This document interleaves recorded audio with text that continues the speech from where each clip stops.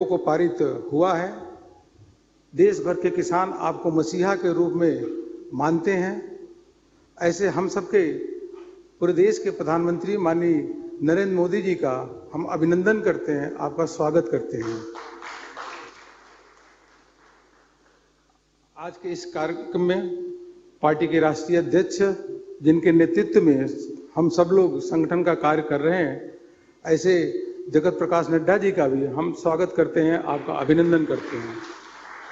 Bharatiya Janata party के पूर्व राष्ट्रीय अध्यक्ष, केंद्रीय रक्षा मंत्री माननीय राजनाथ सिंह जी का हम स्वागत करते हैं, अभिनंदन करते हैं। केंद्रीय मंत्री और पार्लियामेंट्री बोर्ड के सदस्य थावरचंद गहलोत जी का हम स्वागत अभिनंदन करते हैं। इसी के साथ साथ केंद्रीय मंत्री डॉक्टर हर्षवर्धन जी हैं, यहाँ पे माननीय प्रकाश जावड़ेकर जी हैं, आदरणीय धर्मेंद्र प्रधान जी हैं, अपना गजेंद्र सिंह शेखावत जी हैं, किरण रिजिजू जी हैं, और इन सभी का मैं स्वागत अभिनंदन करता हूं। मनसुख मांडविया जी हैं, भारतीय जनता पार्टी के राष्ट्रीय उपाध्यक्ष, महामंत्री, आप सभी का प्रवक्ता मैं स्वागत अभिनंदन करता हूं। और आज इस कार्यक्रम में देश के कोने कोने में भारतीय जनता पार्टी शासित राज्यों के मुख्यमंत्री भी जुड़े हैं, उन सभी का स्वागत अभिनंदन करता हूं।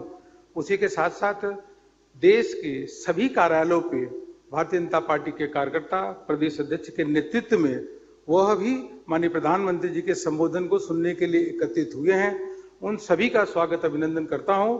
उसी के साथ साथ देश के करोड़ों कार्यकर्ता सभी बूथों पे बैठ करके आज माननीय प्रधानमंत्री जी का उद्बोधन सुनने के लिए बैठे हैं। और आज बहुत शुभ दिन है, पंडित दीनदयाल उपाध्याय जी की जयंती है।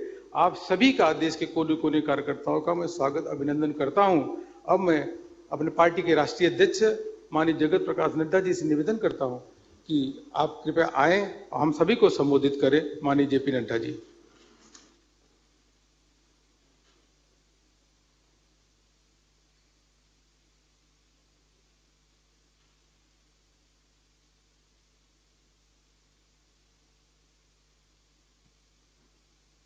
भारत के यशस्वी प्रधानमंत्री आदरणीय श्री नरेंद्र मोदी जी, हमारे भारत के रक्षा मंत्री और पूर्व में राष्ट्रीय अध्यक्ष रहे सम्माननीय राजनाथ सिंह जी, राज्यसभा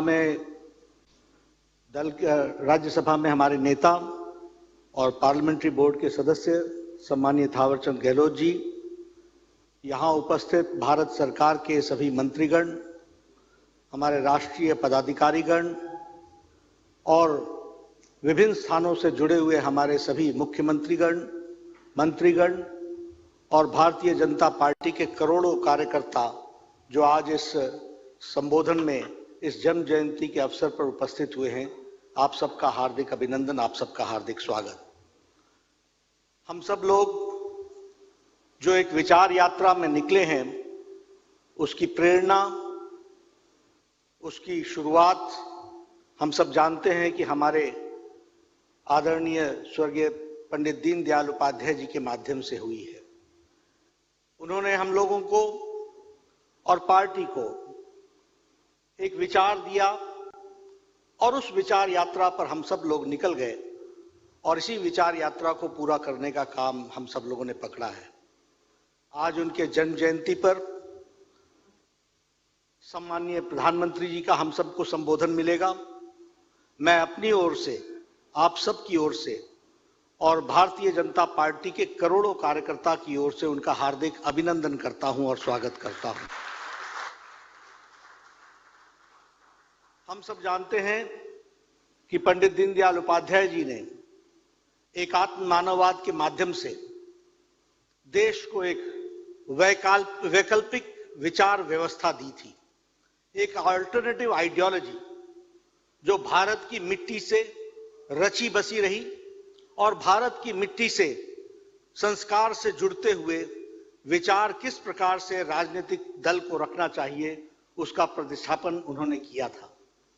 और उस एकात्म मानववाद से निकला अंत्योदय, और उस अंत्योदय से निकला जो हमारे विचार यात्रा को नीतियों में परिवर्तित करने वाला था, वो था गरीब, किसान, मजदूर, वंचित, पीड़ित, शोषित, दलित जो समाज के अंतिम पायदान पर खड़ा है, उसको मुख्य धारा में लाने का जो प्रयोजन था, उसको करने की बात आदरणीय दीनदयाल उपाध्याय जी ने की।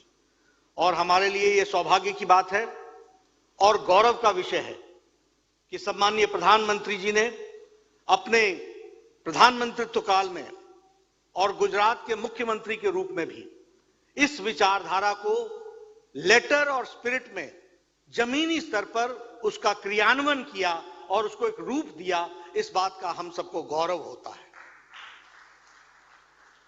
गौरव इस बात का होता है कि उनकी हर नीति, हर कार्यक्रम गरीब, शोषित, वंचित, पीड़ित, किसान, मजदूर, इनको समर्पित रहा है। और ये सिर्फ कहने के लिए मैं नहीं कह रहा हूं। इस देश की तस्वीर बदलने में 11 करोड़ इज्जत घर बनाकर महिलाओं को इज्जत देना, परिवारों को इज्जत देना और देश की दुनिया में तस्वीर बदलना, यह काम आपके द्वारा हुआ है, हम जानते हैं। उसी तरीके से प्रधानमंत्री आवास योजना में 1.5 करोड़ लोगों के जो बगैर घर के थे, उनके पक्के मकान देने की भी व्यवस्था आपने की है। और साथ ही साथ आपने संकल्प लिया कि हम 2022-23 तक इस बात को करेंगे कि कोई भी व्यक्ति पक्के छत के बगैर न रहे, इस व्यवस्था को पूरा करेंगे। इसलिए दीनदयाल उपाध्याय जी के सपने को आपने साकार करने में पूरी ताकत सरकार की ओर से लगाई है। उसी तरीके से मुद्रा योजना के माध्यम से 25 करोड़ लोगों को लोन देने की व्यवस्था और उन लोगों को जो गरीब तबके के हैं, जिनको मुख्य धारा में शामिल होने के लिए आवश्यकता है, उनको आपने मदद करने का प्रयास किया है। उज्ज्वला योजना के तहत 8 करोड़ बहनों को गैस का सिलेंडर और चूल्हा देना, यह अपने आप में देश की तस्वीर बदलता है।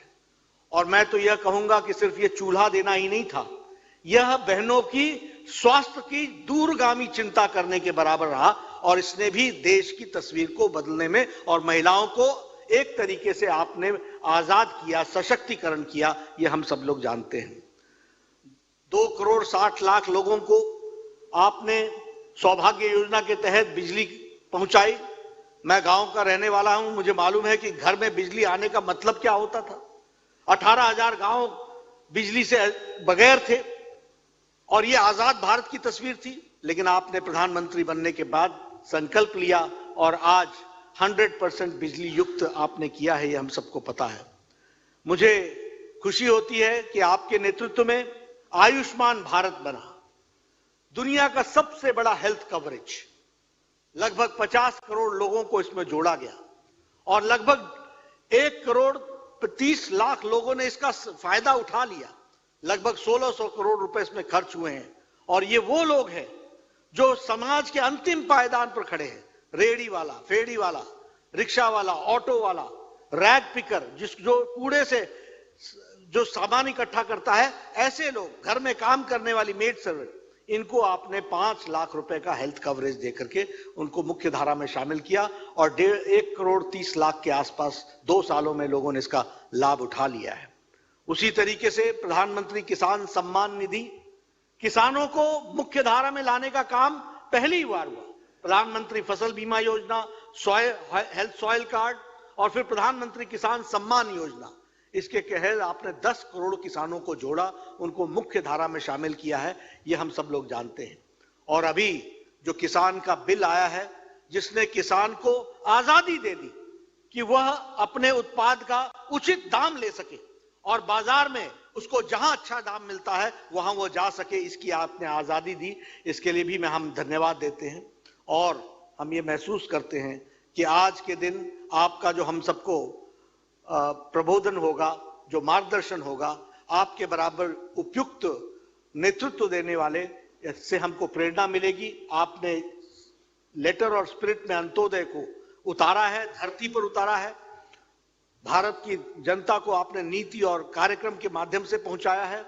इसके लिए मैं समझता हूं कि आपके द्वारा प्रबोधन उपयुक्त भी है और हम निश्चित रूप से आपके प्रबोधन से, आपके मार्गदर्शन से लाभान्वित होंगे।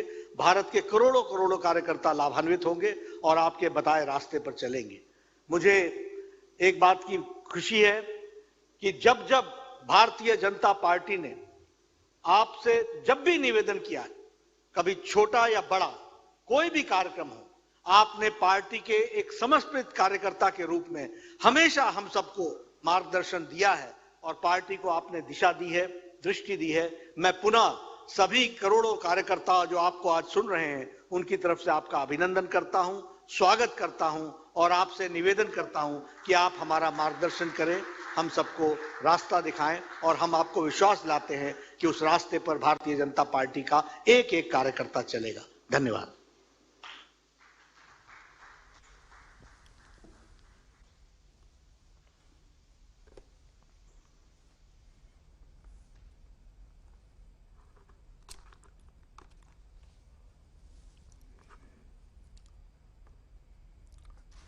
नमस्कार। देश भर में फैले भारतीय जनता पार्टी के कर्मठ कार्यकर्ताओं को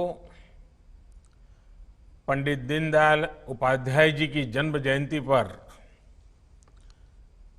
अनेक अनेक शुभकामनाएं देता हूं, ताकि पंडित जी ने जो हमें मार्गदर्शन किया है, जो रास्ता हमें दिखाया है, उस रास्ते पर हम पूरे समर्पित भाव से आगे बढ़ पाएं। आप सभी सामान्य जन की सुरक्षा और सेवा के लिए समर्पित भाव से निरंतर काम कर रहे हैं। कोरोना की चुनौतियों के बीच भी भाजपा कार्यकर्ताओं ने अपनी इस सेवा साधना को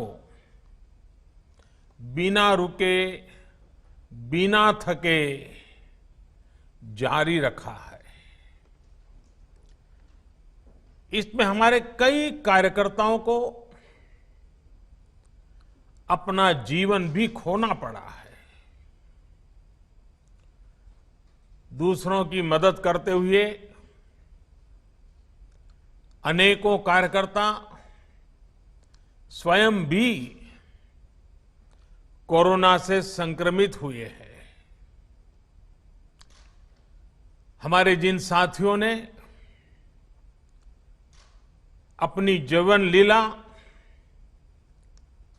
समाज की सेवा करते करते गए समाप्त की है, मैं आज उन सभी दिवंगत साथियों को आदरपूर्वक अंजलि देता हूं। मैं भाजपा के प्रत्येक कार्यकर्ता को उनके सेवाभाव के लिए, उनके परिश्रम के लिए आदरपूर्वक नमन करता हूं और प्रेरणा रूप ये सेवा साधना की परंपरा हम सब के लिए बहुत बड़ी प्रेरणा बनी रहेगी। मैं उनकी प्रशंसा करता हूं। हमारे सभी लाखों कार्यकर्ता जो इस संकट की घड़ी में सेवा में रत है, उनके और उनके परिवारजनों के स्वास्थ्य की भी कामना करता हूं। और जैसे हर देशवासी के स्वास्थ्य की कामना करता हूं, मैं अपने हर कार्यकर्ता साथी की भी उत्तम स्वास्थ्य की कामना करता हूं। साथियों, मैं हमारे राष्ट्रीय अध्यक्ष नड्डा जी का बहुत आभारी हूं कि बीच में मुझे इस कोरोना के समय जो सेवा कार्य कर रहे थे, उन कार्यकर्ताओं से बातचीत करने का अवसर मिला था। देश के अलग अलग कोने पर कैसे पार्टी के कार्यकर्ता खप गए, गरीब से गरीब की जरूरत के लिए जिस प्रकार से वो दौड़ते रहे, एक एक घटना बहुत ही प्रेरक थी।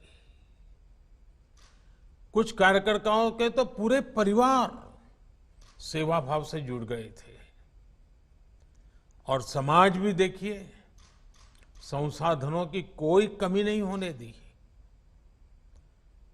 ये सेवा भाव, ये कर्तव्य भाव, संगठन का समाज के प्रति नित्य समर्पण, ये अपने आप में मां भारती के लिए हमने जो सपने संजोए हैं, उन सपनों को बहुत बड़ा बल देते हैं।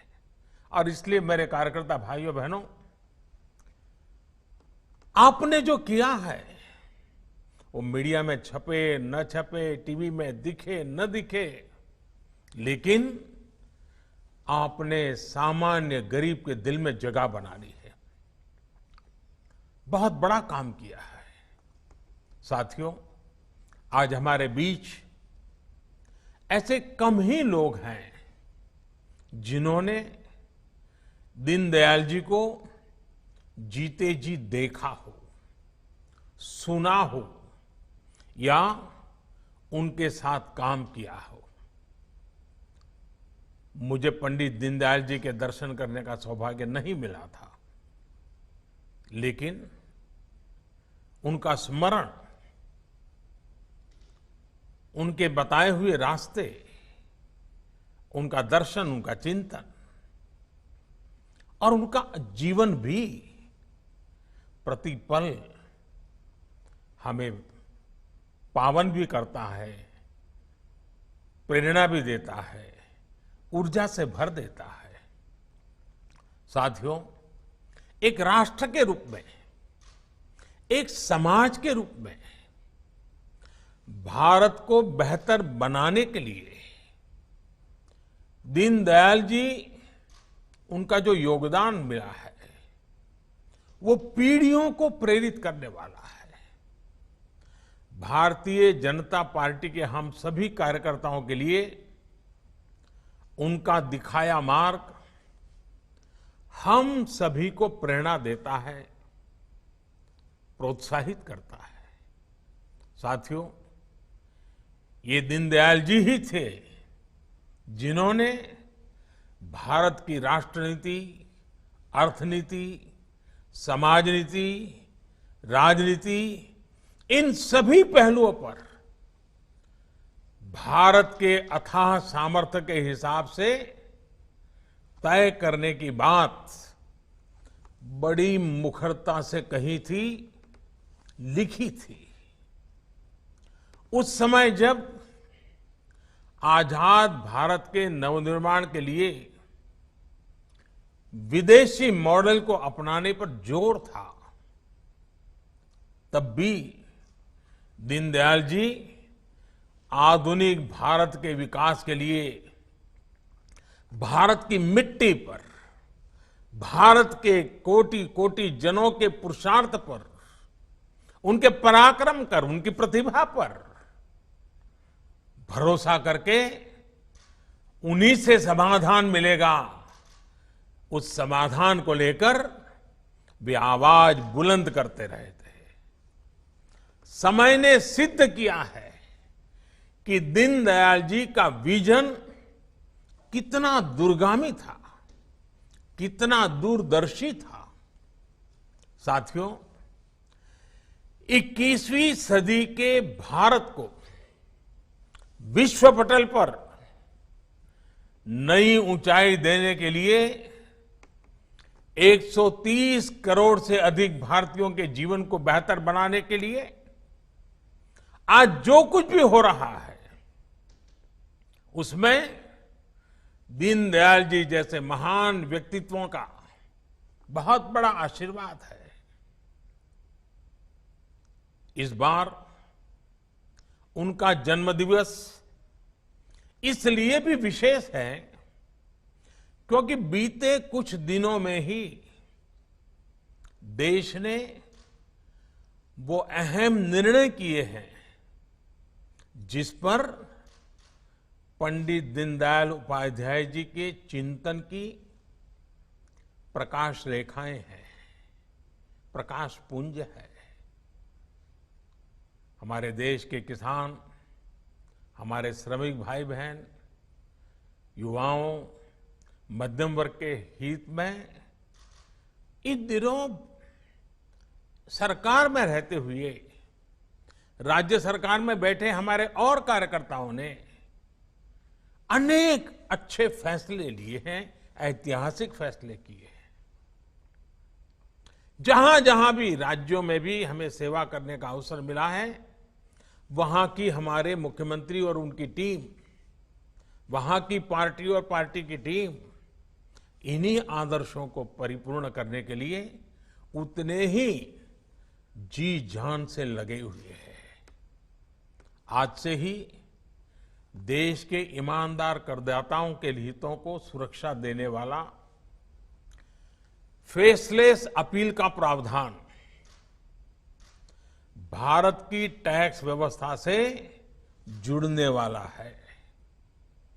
ईमानदार करदाताओं को परेशानी ना हो, इसके लिए फेसलेस टैक्स सिस्टम कुछ महीने पहले ही टैक्स रिजिम का हिस्सा हो चुका है। अब वहां से ऊपर अपील में जाना है। अब फेसलेस अपील का प्रावधान करदाताओं को अनावश्यक रूप से परेशान करने की प्रवृत्ति से बहुत बड़ी सुरक्षा देगा। और मैंने हमेशा कोशिश की है, सरकार की जिन्हें जरूरत नहीं है उनके जीवन में सरकार दखल न दे। सरकार जितनी कम दिखे उतनी समाज की ताकत बढ़ती है।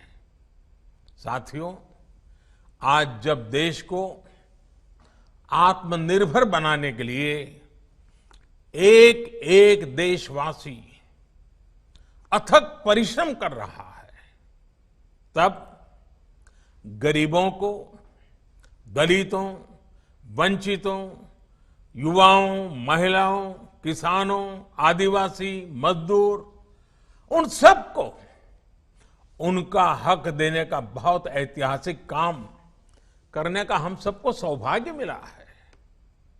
और एक कार्यकर्ता के रूप में भारतीय जनता पार्टी ने जिस संस्कारों से हमें गढ़ा है, मन को बहुत संतोष होता है।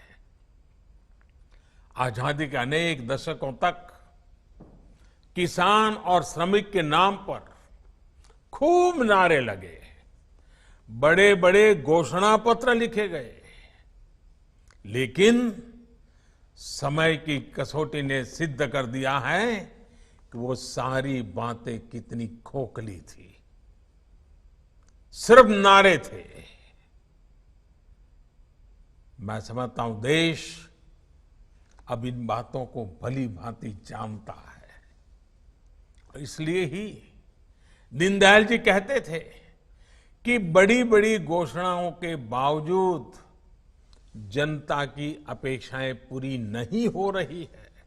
ये उस जमाने में वो कहते थे।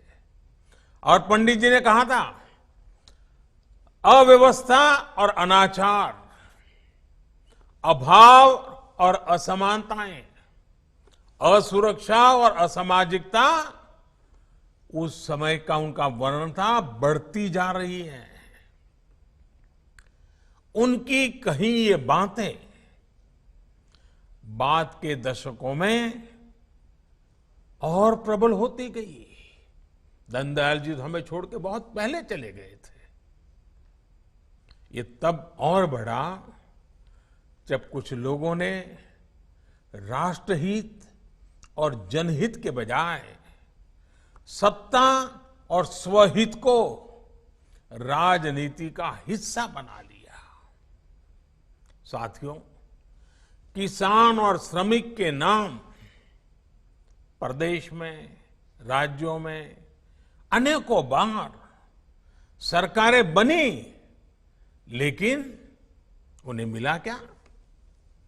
सिर्फ वादों और कानूनों का एक उलझा हुआ जाल, एक ऐसा जाल जिसको ना तो किसान समझ पाता था और न ही मेरा श्रमिक भाई बहन समझ पाते थे।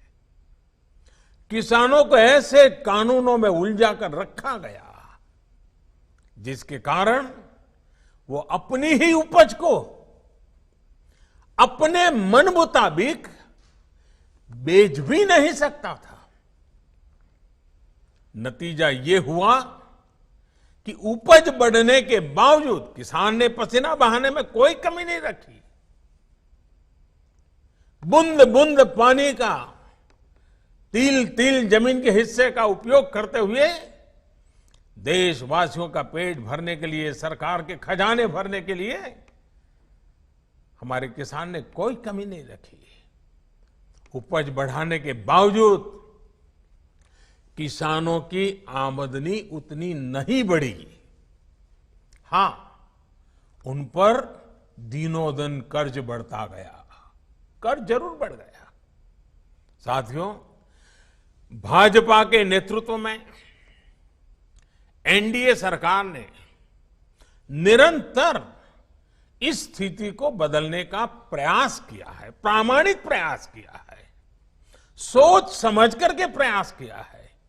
कोई निजी स्वार्थ के लिए नहीं, कोई राजनीतिक स्वार्थ के लिए नहीं, सिर्फ और सिर्फ किसान के कल्याण को ध्यान में रखते हुए।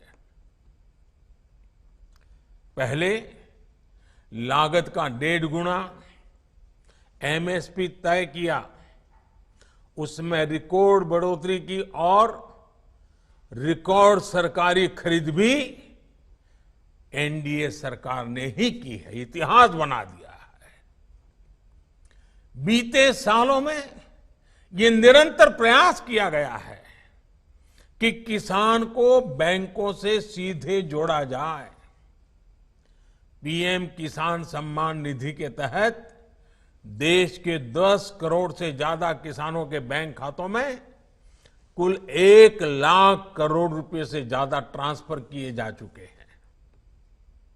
सरकार ने इस बात का भी प्रयास किया है कि ज्यादा से ज्यादा किसानों के पास क्रेडिट कार्ड हो, किसान क्रेडिट कार्ड, उन्हें खेती के लिए आसानी से कर्ज उपलब्ध हो। पहले सिर्फ उसी किसान को केसीसी का लाभ मिलता था जिसके पास 2 हेक्टेयर जमीन हो।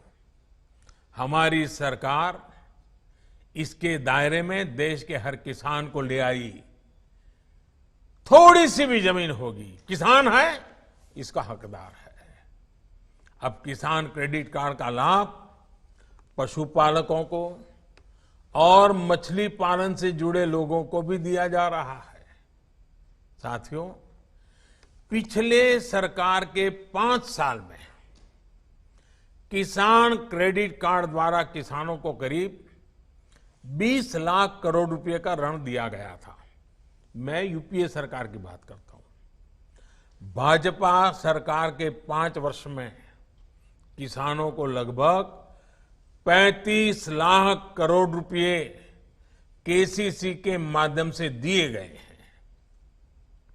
सरकार देशव्यापी अभियान चलाकर ज्यादा से ज्यादा किसानों को केसीसी से जोड़ रही है ताकि उन्हें किसी और के पास ऊंचा ब्याज देकर के, जमीनें गिरवी रख करके, पहले से ही अनाज बेचने का एक प्रकार से सौदा करके कर्ज लेने की मजबूरी से बाहर निकालने के लिए हमने एक अहम काम पूरी ताकत से शुरू किया है। इन सभी प्रयासों से देश के किसानों को बहुत बड़ी मदद मिली है और अब दशकों बाद किसान को अपनी उपज पर सही हक मिल पाया है। कृषि में जो सुधार किए गए हैं उसका सबसे ज्यादा लाभ छोटे और सीमांत किसानों को मिलेगा। देश में 100 में से 85 आउट ऑफ 100 इतनी बड़ी मात्रा में जो किसान हैं वो इस श्रेणी में आते हैं और ये बहुत बड़ी ताकत है किसान जो आज सबसे ज्यादा खुश है।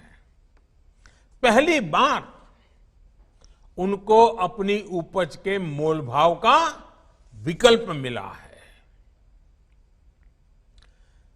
पहले की परंपरा थी मंडी में बेचने की, अगर उसको लगता है कि वहां फायदा है वो वहां बेचेगा, उसको लगता है कि मंडी के बाहर फायदा है तो मंडी के बाहर बेचेगा। फर्क इतना किया है, महत्वपूर्ण फर्क है, किसान को हक दिया है जो अपनी मर्जी के मुताबिक जहां ज्यादा दाम मिलेगा अपना माल बेचेगा। साथियों, भाजपा सरकार ने जो काम किया है, अब भाजपा के हर कार्यकर्ता को इन कानूनों की भावना को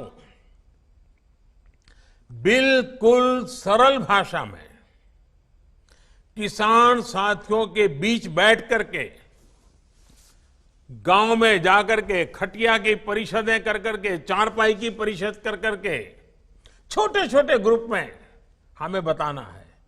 और ये वर्चुअल जब दुनिया चल रही है तब एक प्रकार से ये अवसर है कि हम बड़े बड़े कार्यक्रम न करते हुए छोटे छोटे कार्यक्रम करते, 5 किसान 10 किसान बैठे हैं, चाय पी रहे हैं, चारपाई पर बैठे हैं, अपनी बात, उनके सवालों के जवाब, बातचीत कर, और वो हमें इतनी अच्छी चीजें बताएंगे, वो हमारे विचार को भी ताकत देंगे। उनके बीच ले जाना, मैं भारतीय जनता पार्टी के हर कार्यकर्ता पंडित दीनदयाल जी के विचार को हमने व्यवहार में कैसे लाया है, ये ले जाने का अभियान बनता है। किसानों से हमेशा जिन्होंने झूठ बोला है, झूठ बोलने वाले कुछ लोग इन दिनों अपने राजनीतिक स्वार्थ की वजह से किसानों के कंधे पर बंदूकें फोड़ रहे हैं, किसानों को भ्रमित करने में लगे हैं। ये लोग अफवाहें फैला रहे हैं। देश के किसानों को ऐसी किसी भी अफवाह से बचाना, कृषि सुधार का महत्व समझाना भारतीय जनता पार्टी के हम सभी कार्यकर्ताओं का बहुत बड़ा कर्तव्य है, हमारी जिम्मेवारी है, क्योंकि हमें किसान के भविष्य को सुनिश्चित करना है, उज्जवल बनाना है। हम जितना ज्यादा किसानों को कृषि सुधार की बारीकियों के बारे में समझा पाएंगे, उतना ही किसान जागरूक होगा, और अपने को कोई अगर लूट लेता है, धोखा करता है, तो वो खुद भी जागरूक हो जाएगा, अपने आप को बचा लेगा। और इसलिए किसान को सशक्त होने का ये रास्ता है। साथियों, किसानों की तरह ही हमारे यहां दशकों तक देश के श्रमिकों को भी कानून के जाल में उलझा कर रखा गया है। जब जब श्रमिकों ने आवाज उठाई, तब तब उनको कागज पर एक कानून दे दिया गया। स्थिति ये थी कि निर्माण से जुड़े श्रमिकों के लिए एक कानून, खेत से जुड़े श्रमिकों के लिए दूसरा कानून, पत्रकारिता से जुड़े कामगारों के लिए एक कानून, फिल्म उद्योग के क्षेत्र में काम करने वाले श्रमिक साथियों के लिए अलग कानून, ऐसे अनेक कानून थे। जरूरत श्रमिकों का जीवन आसान बनाने की थी, लेकिन उनके जीवन को कानूनी दांव पेचों में उलझा कर रख दिया गया। इस वजह से वो इंसाफ के लिए कोर्ट का रुख करते भी तो बरसों बरस कचहरी के चक्कर ही काटते रह जाते। अब इस स्थिति को बदल दिया गया है। 4 लेबर कोड्स के माध्यम से देश के श्रमिक साथियों को दर्जनों कानूनों के कुचक्र से बाहर निकालने का प्रयास हमने किया है। श्रमिकों के स्वास्थ्य, श्रमिकों की सुरक्षा, श्रमिकों की सुविधा और श्रमिकों के वेतन को लेकर अब कानूनों को सरल बनाया गया है, सहज बनाया गया है।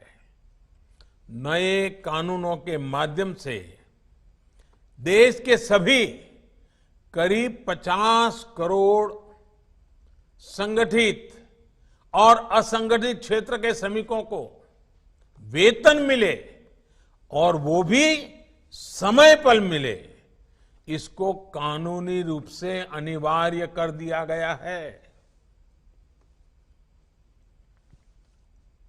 अभी तक खनन, बिल्डिंग और कंस्ट्रक्शन वर्कर, स्वीपिंग और क्लीनिंग, मैन्युफैक्चरिंग, ऐसे कुछ कामों से जुड़े देश के सिर्फ 30% श्रमिक को ही न्यूनतम वेतन मिलता था। याद रखिए, सिर्फ 30%, 30%।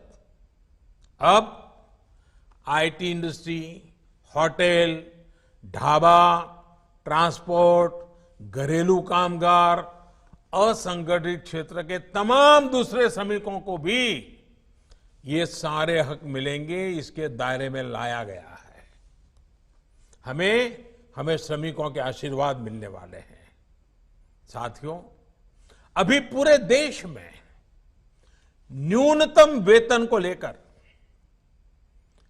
करीब 10,000 अलग अलग दरें हैं। आप चौंक जाएंगे सुन करके, 10,000 अलग अलग दर। हमने 10,000 दर बताइए, वो जीवन तो उसको उसी व्यवस्था में जीना पड़ता है। अब नए प्रावधानों से 10,000 को कम करके सिर्फ करीब 200 के अंदर ही उसको कर दिया गया है। बड़ी मेहनत पड़ी है, लेकिन किया है। इसके अलावा अब ठेका मजदूरी के स्थान पर एक फिक्स टर्म के रोजगार का भी विकल्प दिया गया है। ऐसे श्रमिकों को रेगुलर कर्मचारी की तरह ही वेतन मिलेगा। वेलफेयर से जुड़ी दूसरी योजनाओं का लाभ भी मजदूर को मिलेगा और उन्हीं की तरह काम के घंटे भी फिक्स होंगे। 12 घंटे 10 घंटे मजदूरी करवा लेना, ये अब बंद होगा। वहीं एक राज्य से दूसरे राज्य में काम के लिए जाने वाले श्रमिक साथियों के स्वास्थ्य, सुरक्षा, इसके लिए भी इसमें हर जरूरी प्रावधान किया गया है।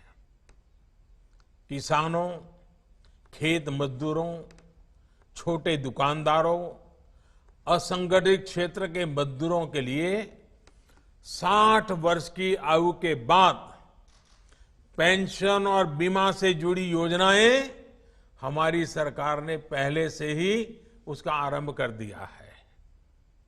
अब नए प्रावधानों से ये सामाजिक सुरक्षा का ये कवच और मजबूत होगा। ये नए प्रावधान देश के उद्योगों के लिए भी, उनके लिए भी एक प्रकार से काम करना सरल करेंगे, आसान बनाएंगे। करप्शन भी रुकेगा। इस वजह से संगठित क्षेत्र का दायरा भी बढ़ेगा और रोजगार के नए अवसर भी उपलब्ध होंगे। साथियों, जो पहले के श्रम कानून थे, वो देश की आधी आबादी, हमारी महिला श्रम शक्ति के लिए काफी नहीं थे। अब इन नए कानूनों से हमारी बहनों को, बेटियों को समान मानदेय दिया गया है। उनकी ज्यादा भागीदारी को सुनिश्चित किया गया है। अब देश के श्रम क्षेत्र को भी महिलाओं के लिए पूरी तरह से खोल दिया गया है। साथियों, किसानों, श्रमिकों और महिलाओं की ही तरह छोटे छोटे स्वरोजगार से जुड़े साथियों का एक बहुत बड़ा वर्ग ऐसा था जिसकी सूद कभी नहीं ली गई। रेहड़ी पटरी, फेरी पर काम करने वाले लाखों साथी जो आत्मसम्मान के साथ अपने परिवार भरण पोषण करते हैं, उनके लिए भी पहली बार एक विशेष योजना बनाई गई है। ऐसे लाखों रेहड़ी पटरी वाले साथियों को बैंक से सीधे 10,000 रुपये का ऋण उपलब्ध कराया जा रहा है। ये सिर्फ एक मुश्त ऋण की योजना नहीं है, बल्कि इससे रेहड़ी पटरी वालों को इस तरह बैंकिंग सिस्टम से जोड़ा गया है कि अगर वो अपने छोटे कारोबार को आगे बढ़ाना चाहता है और बैंक के साथ उसका लेन देन बहुत बढ़िया ढंग से चल रहा है, तो आगे भी ज्यादा लोन दे सके, कम दरों पर कर्ज दे सके, ये व्यवस्था की गई है। ऐसे काम से जुड़े अनेक साथी गांवों को छोड़कर शहर पहुंचते हैं। उनको वहां आवास की बेहतर सुविधाएं प्राप्त हो, इसके लिए भी उचित किराए वाली आवास योजना बनाई गई है। साथियों, कोशिश ये है कि आत्मनिर्भरता के व्यापक मिशन से जुड़े हर कोई जुड़े, सभी को अवसर मिले, और यही तो दीनदयाल जी का सपना पूरा करने का प्रयास है। इसी ध्येय के साथ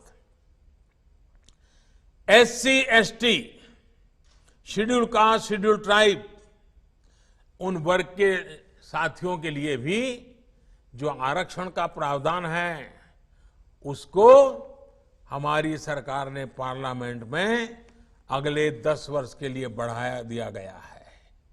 इतना ही नहीं, सामान्य वर्ग के गरीबों को भी आगे बढ़ने के लिए, उचित अवसर देने के लिए पहली बार 10% का आरक्षण दिया गया है।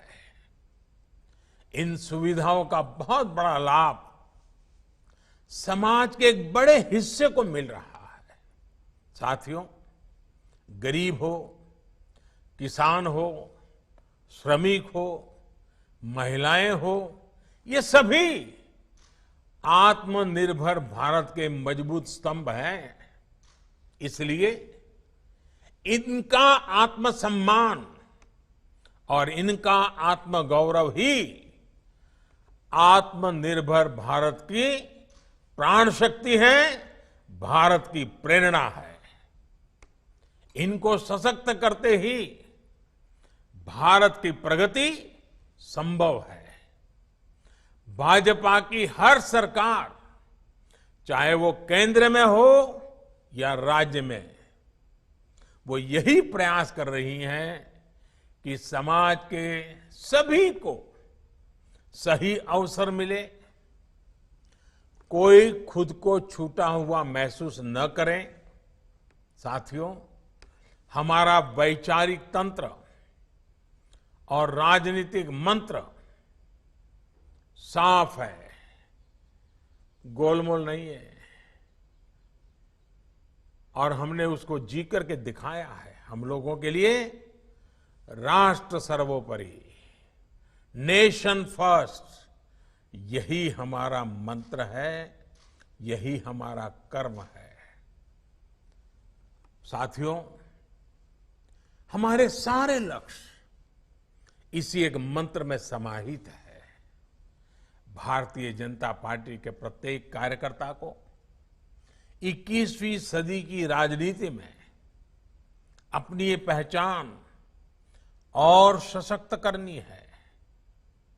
1 वर्ष पहले इसी पहचान के कारण देश ने भाजपा को अवसर दिया है, अपना भरपूर आशीर्वाद दिया है।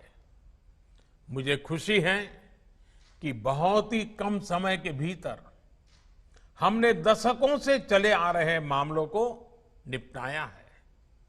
अनेक बड़े वायदों को पूरा किया है। भाजपा के कार्यकर्ता के रूप में जिस संकल्प पत्र को लेकर आप घर घर द्वार द्वार गए थे, आज जब आप उसको देखेंगे तो आप पाएंगे कि कितनी तेजी से काम किया जा रहा है। हर घर जल और हर गांव तक तेज इंटरनेट जैसे अनेक ऐसे संकल्प हैं जो करोड़ों देशवासियों के जीवन को आसान बनाने वाले हैं। इसमें आर्टिकल 370, अयोध्या में भव्य राम मंदिर का निर्माण जैसे वो वादे भी शामिल हैं जिसको दशकों की हमारी तपस्या का भी आधार रहे हैं, दे रहे हैं। संकल्प लेकर उसे सिद्ध करने की इस ताकत को हमें बनाए रखना है, ऊर्जावान रखना है। साथियों, बदलते हुए समय में है, बहुत कुछ तेजी से बदल रहा है। भाजपा के कार्यकर्ता ने इस दौर में जिस तरह की फ्लेक्सिबिलिटी और एडॉप्टेबिलिटी दिखाई है वो भी प्रशंसनीय है। कोरोना काल में भी हमने ये कर दिखाया है। देश के सामान्य मानवी को जब हमारी बहुत ज्यादा जरूरत थी तब हमने अपने राष्ट्रव्यापी नेटवर्क की ताकत हमारे देश के लोगों की सेवा में लगा दी। शहर हो या गांव, हर जगह भाजपा कार्यकर्ता ने लोगों की मदद की और आज भी कर रहे हैं। बदलती परिस्थितियों में भारतीय जनता पार्टी ने अपने जनसंपर्क को टेक्नोलॉजी आधारित भी बनाने का भरपूर सफल प्रयास किया है। और मैं भाजपा के अध्यक्ष श्रीमान नड्डा जी और उनकी पूरी टीम को भी इस ट्रांसफॉर्मेशन के लिए बहुत बहुत बधाई देता हूं। साथियों, समाज की सेवा में सक्रियता दिखाने के साथ साथ दल के रूप में, कार्यकर्ता के रूप में हमें एक और बात का विशेष ध्यान रखना है। हमारी बातें, हमारे विचार, हमारा आचरण 21वीं सदी के भारत की आकांक्षाओं और अपेक्षाओं के अनुरूप ही होने चाहिए। हमारे आदर्श, हमारी परंपरा, हमारी प्रेरणा जितनी प्राचीन है उतनी ही नवीन भी होनी चाहिए। हम भले ही दुनिया के सबसे बड़े राजनीतिक दल हो, लेकिन हमारी पहुंच भारत के छोटे से छोटे गांव तक, छोटी से छोटी गली तक, गरीब से गरीब के घर तक होनी चाहिए। राष्ट्रहित में जो योजनाएं बनाई गई हैं उन्हें लोगों तक तो पहुंचाना ही है, हमें अपने सामाजिक दायित्वों को भी सजगता से निभाना है। अगर कोरोना के इस कालखंड की ही बात करें तो 2 गज की दूरी, मास्क, हाथ की साफ सफाई, इन सभी के लिए जागरूकता फैलाना निरंतर जरूरी है। हमें खुद भी इन नियमों का सख्ती से पालन करना है और दूसरे लोगों को भी इसके लिए प्रोत्साहित करना है। साथियों, आज देश वोकल फॉर लोकल के मंत्र के साथ आगे बढ़ रहा है, लेकिन ये सिर्फ बातों से ही संभव नहीं होगा।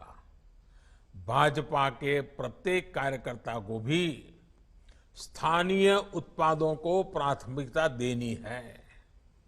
जब करोड़ों भाजपा का कार्यकर्ता लोकल को अपने जीवन का हिस्सा बनाएंगे तो निश्चित रूप से इस आंदोलन को बहुत बड़ी ताकत मिलेगी।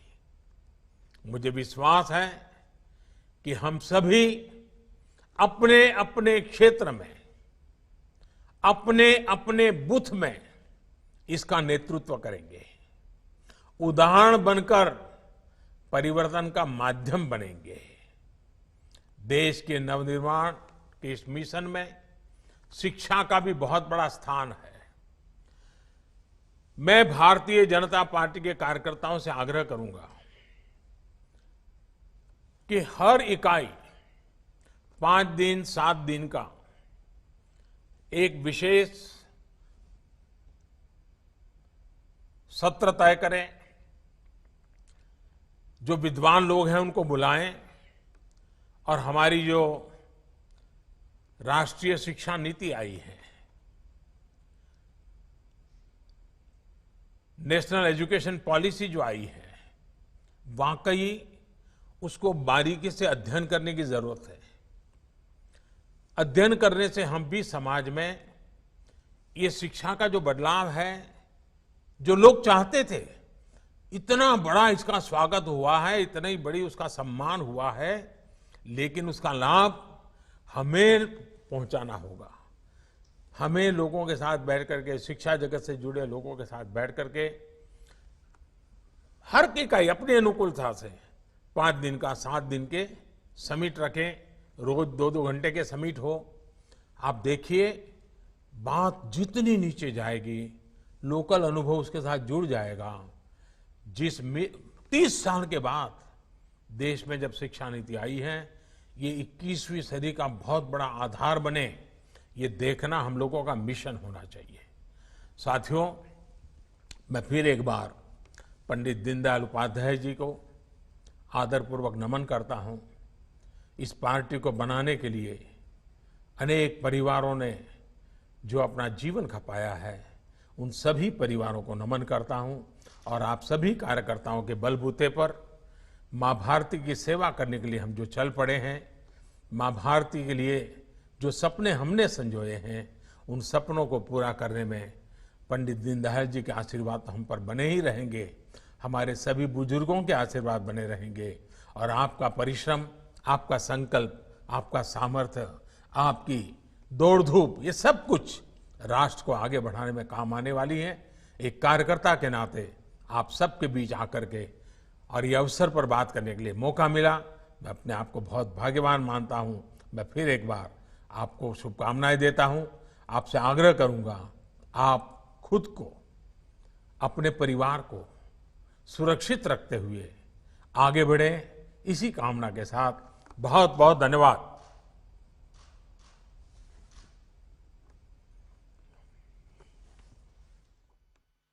सभी से एवं देश के कोने कोने कार्यकर्ताओं से निवेदन है कि अपने स्थान पे खड़े होकर के माननीय प्रधानमंत्री जी का आभार व्यक्त करें, माननीय प्रधानमंत्री जी का अभिनंदन व्यक्त करें, तालियों के माध्यम से माननीय प्रधानमंत्री जी का।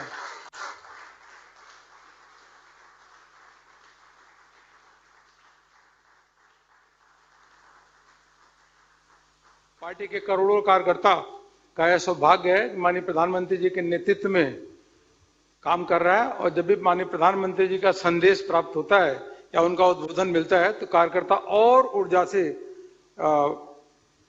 जो समाज हित है, राष्ट्र हित के लिए काम करता है। माननीय प्रधानमंत्री जी का मैं आभार व्यक्त करता हूं कि देश के कार्यकर्ताओं को आपने संबोधित किया और उसी के साथ साथ इस भारतीय जनता पार्टी के मुख्यालय पे यहाँ पे उपस्थित माननीय राष्ट्रीय अध्यक्ष जी का भी आभार व्यक्त करते हैं। माननीय रक्षा मंत्री जी का आभार व्यक्त करता हूं कि आप आए और कार्यक्रम में भाग लिए और केंद्रीय मंत्रिमंडल के सभी सदस्य जो यहाँ पे पार्टी कार्यालय पे आए हैं, डॉक्टर हर्षवर्धन जी भी हैं और थावरचंद गहलोत जी हैं, अपने प्रकाश जावड़ेकर जी हैं, धर्मेंद्र प्रधान जी हैं, पीयूष गोयल जी हैं, स्मृति ईरानी जी हैं, गजेंद्र सिंह जी हैं और किरण रिजिजू जी हैं। आप सभी का बहुत बहुत धन्यवाद व्यक्त करते हैं। आप कार्यालय आए, पार्टी के सभी पदाधिकारियों को भी जो कार्यालय हैं उनका मैं धन्यवाद व्यक्त करता हूं और देश के करोड़ों कार्यकर्ता अलग अलग बूथ में माननीय प्रधानमंत्री जी के जो उद्बोधन है उसको सुने, उनका भी मैं आभार व्यक्त करता हूं। बहुत बहुत धन्यवाद। यह कार्यक्रम यहाँ पे समाप्त होता है।